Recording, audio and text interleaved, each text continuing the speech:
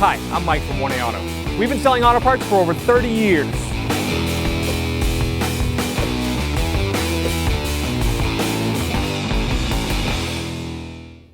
Hey everyone, Sue here from 1A Auto, and today I am working on a 2010 Nissan Murano, and we're going to be doing rear brakes. If you need these parts or any other parts for your car, click on the link below and head on over to 1aauto.com. I'm going to take the wheel off. I've got a 21mm socket, vehicle supported, just a lightweight on the tire. I've got a wheel lock key. I'm going to line it up.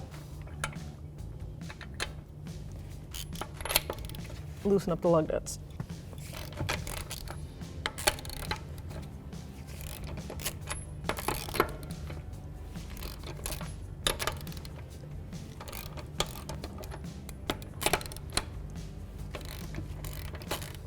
Now I'm going to lift the car up and I'll take the rest of the lug nuts off. You can use a jack and jack stand at home. Now the vehicle's up in the air, I can take the 5 lug nuts off.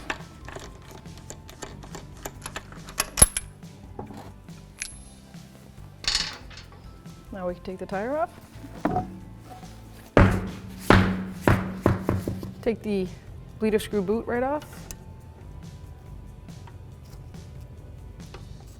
Set that aside. Let's break the bleeder screw open, make sure it opens freely.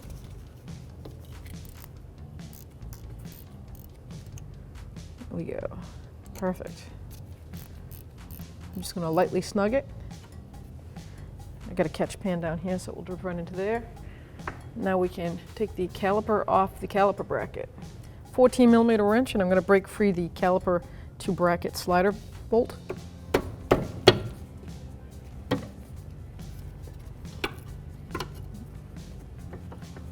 And we can see the inside pin moving freely, that's good. I'm going to break free the top one first before I take that pin out.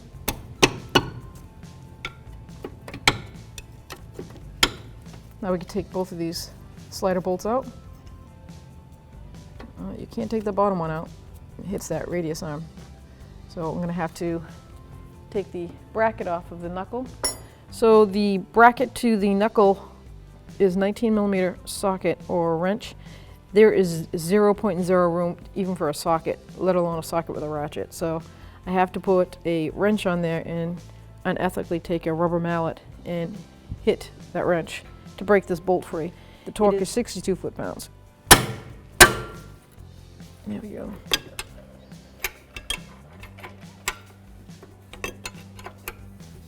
Okay, I got that one free. I'm going to free up the top one.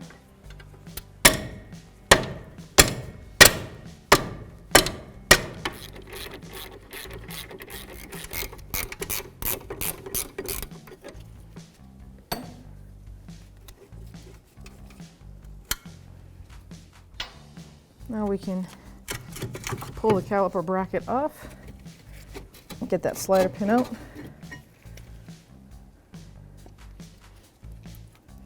Let's take the bracket right out. There's our caliper bracket with the pads. While I'm here, I'm going to install my piston tool so I can push this piston back. First thing I'm going to do is open that bleeder screw and aim it at my catch pan, and make sure it's in good working order going.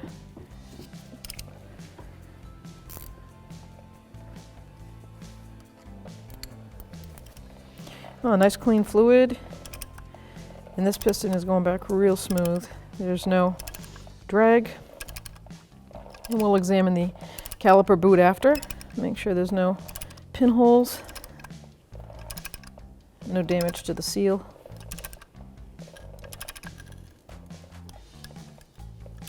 Bottom that out and just tighten up the bleeder screw.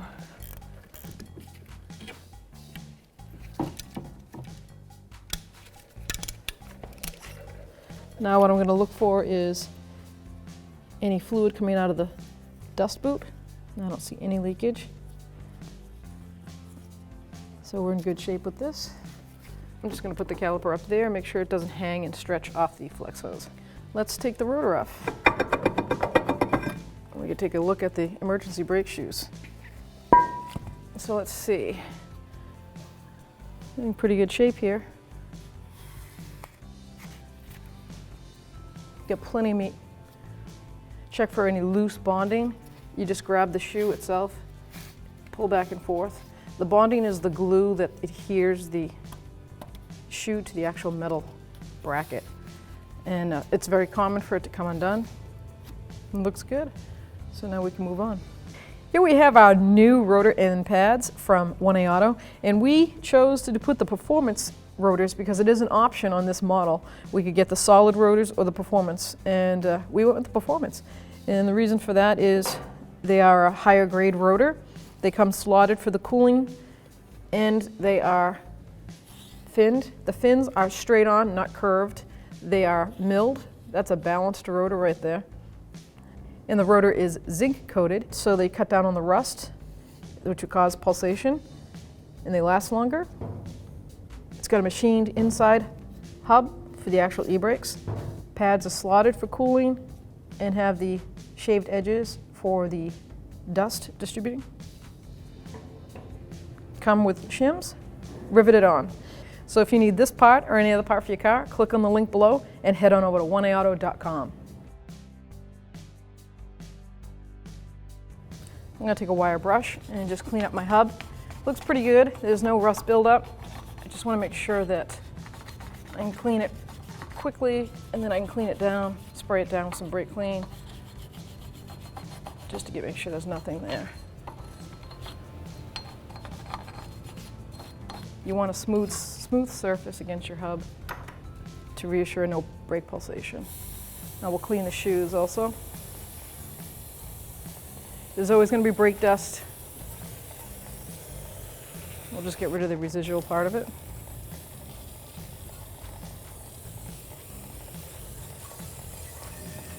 We'll let that dry. We're just going to clean these real quick with some brake parts clean, just to get any little metal particles off. I got some high temp copper spray. Stop some rust buildup. Install my new rotor. And we can see that they're slotted right here, and that is for e-brake adjustment. Don't forget to change your rubber boot from the old rotor over to the new one. So I just take a flathead screwdriver, and you can just poke it right in there and pull that right out. Make sure it's not torn and it's going to work, fit in the new one. You don't want any water getting in there. So what I like to do is also check the adjustment on the e-brake. And that's what that window for, that little cutout window. I'll show you the adjuster. Here's the adjuster right here.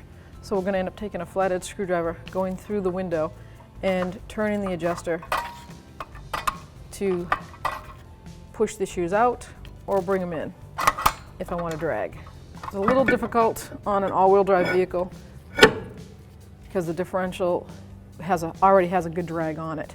I'm going to put a lug nut on to make sure my rotor stays flush. I'll put one more on the other side, opposite. Try to keep it as flush to the hub as possible. And now I can just take a small flathead screwdriver and I can go right into that window, feel the adjuster. There it is. And I can move the adjuster and feel the drag.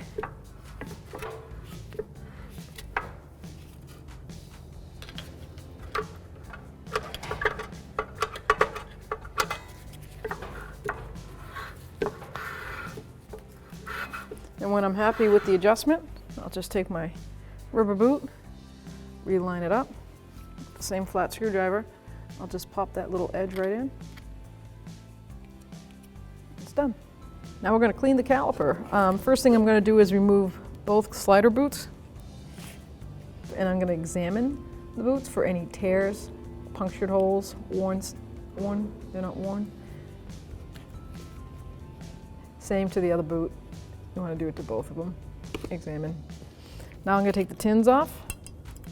If you got new tins, I say bravo. I prefer to use new tins every time. It's just pennies on the dollar. But I'm going to show you, if you didn't get tins, how to clean the bracket and the tins up.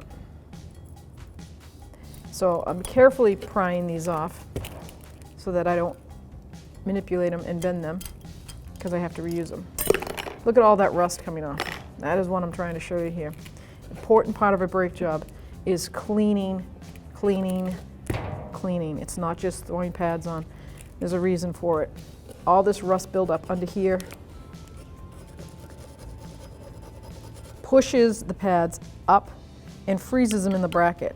So when the caliper squeezes, the pad does not move freely in and out, it doesn't slide. And then you have premature wear on your pads and brake pulsations. Calipers will end up malfunctioning. It's a heavy expense for truly what is just time.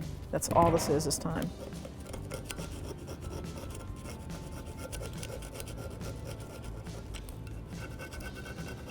I'm going to take a wire brush to this whole thing. If you've got a wire wheel, brush on a wheel, you can try to see if you can get it to fit in there. I don't, so I'm going to use my little wire brush.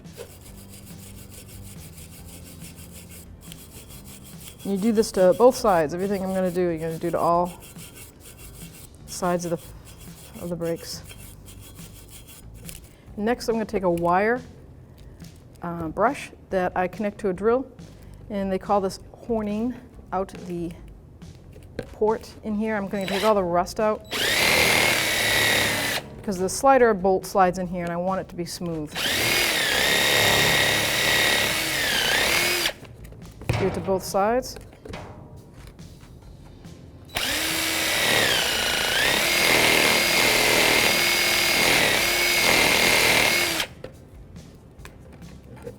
I'm also going to suggest you strongly clean around where that boot goes, because if that boot doesn't sit tightly on this lip that is designed for it, water will get in there. And you know, water and calipers do not mix.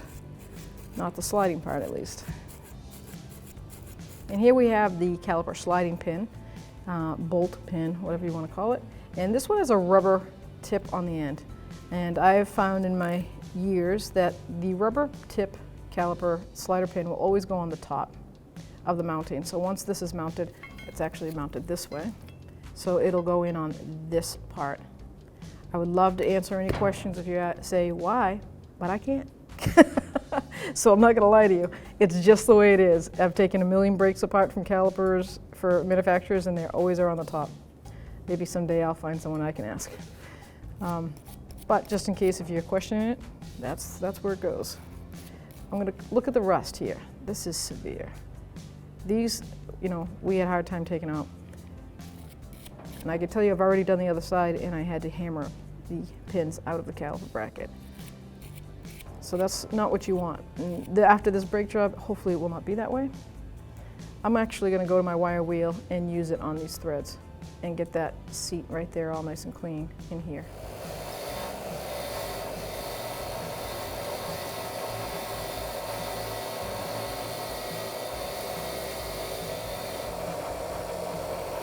Now I'm going to clean the actual tins, the caliper tins. So I'm going to rest it on the steel here, and I'm just going to stop. The most important part is the bottom part, believe it or not, because I don't want any rust on the bottom. There's going to be silicone paste on the bottom, or caliper grease, whichever one you want to use.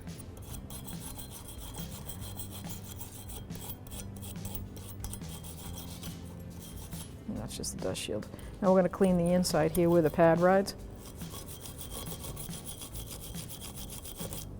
The difference.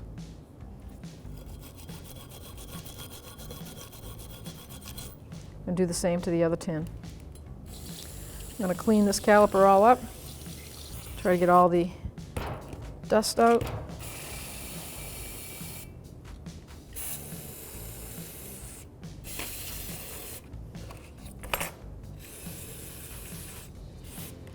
All right, I'm just going to let that dry. Now I'm going to use the high-proof, waterproof silicone paste and just coat the bottom part of the caliper where the tins sit. I just want to keep the water and rust from building up. And I'll snap the tins right down in there. The high side goes to the back of the caliper.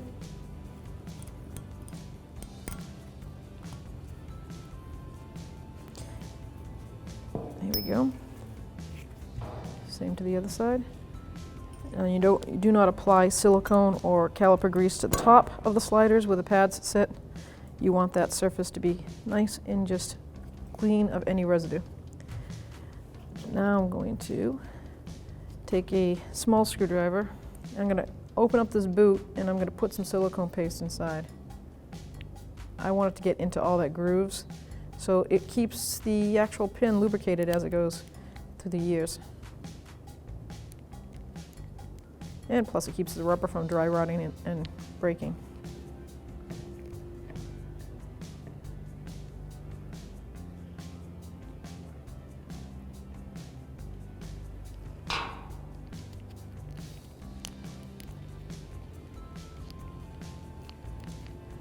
Okay, that's ready now. Now I'm going to put a little bit of silicone paste inside. Actually, I'll put it on the pins.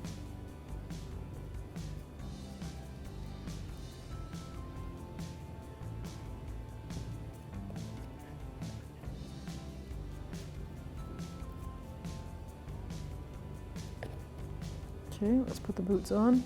You see that the wide end, the rubber has a narrow and a wide lip. The wide piece goes on this and locks around. Make sure it's seated.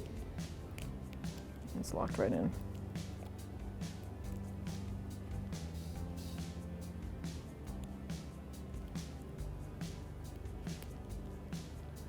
Perfect. Now I'm going to set my pads up inside the bracket. The one with the indicator goes on the inside. That's closest to the actual knuckle. So we're going to line it up. I like to lay it flat like that into the tip clips and then just slide it right in. Same with this side. I just lay it down flat, stand it up. Sometimes it works. It slides right in. There we go. Now that's all ready to go. The way this Nissan's designed, I can't just mount this on and then put the actual caliper over the pins in. The bottom pin, there's a radius arm there that hits, so I have to actually mount this on the caliper and then mount the caliper on the rotor. So I know that it goes like that, so I'm going to find my caliper, set it up, guide it in. The pads are going to want to fall out, so it makes it a little difficult.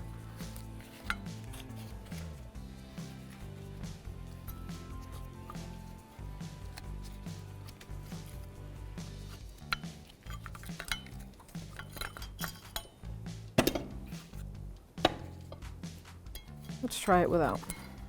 It's really not the easiest thing. So the slider without the rubber boot goes on the bottom. Let's see if we can get that started.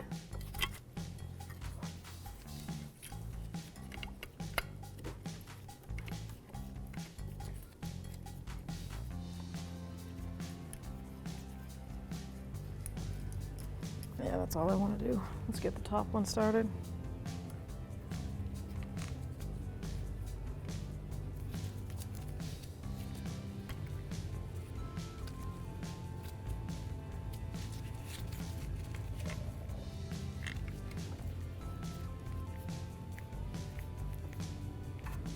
Let's see if we can slide the pads actually in now. Okay. Inner pad.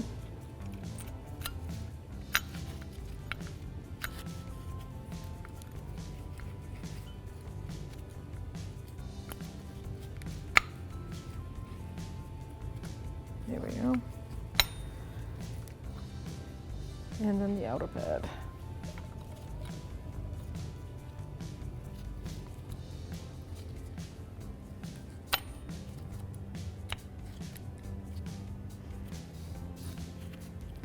Whole time I've got pressure on those caliper sliders so that it doesn't push the pad out. All right, now we can line that up and put the top bolt in.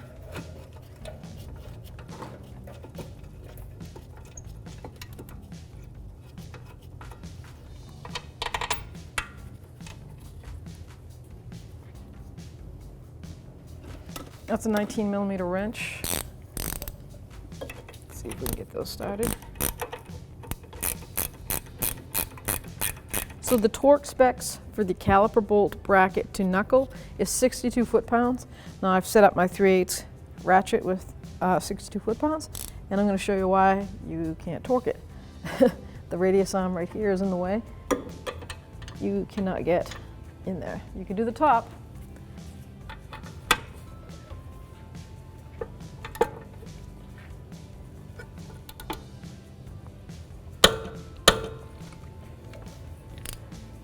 And for the bottom, I'm going to have to use a wrench.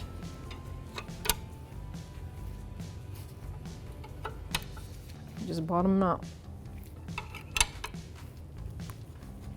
If I want a little security, take a rubber mallet, give it a quarter of a turn.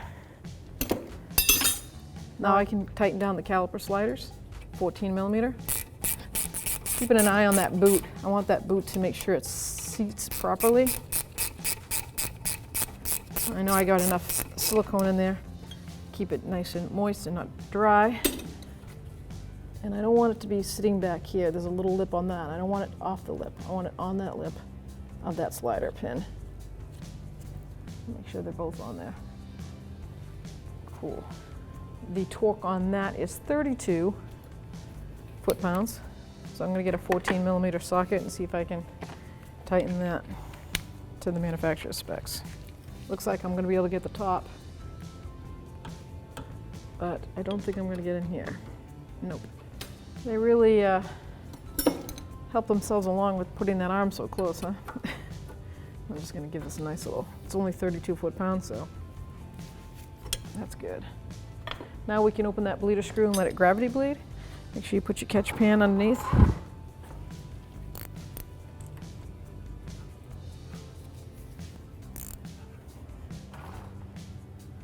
Now a lot of air bubbles coming out of this one.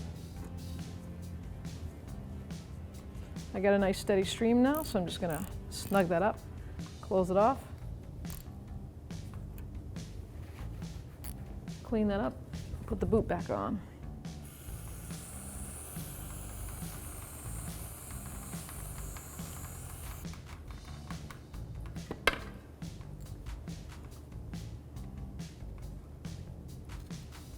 Here we go.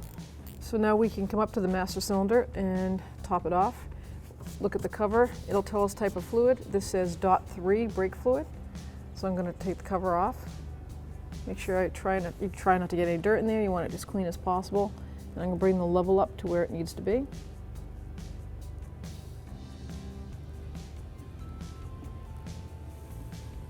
And I can replace the cover. Make sure it locks down. Now we can put the tire back on.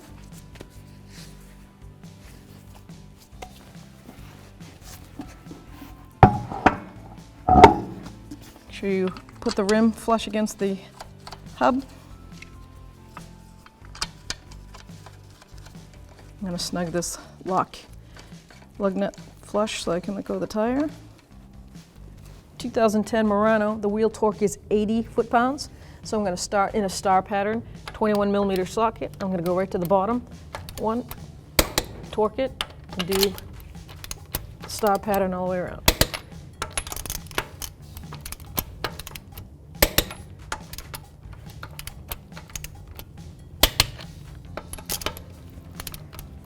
I'm going to do it twice because I like to make sure.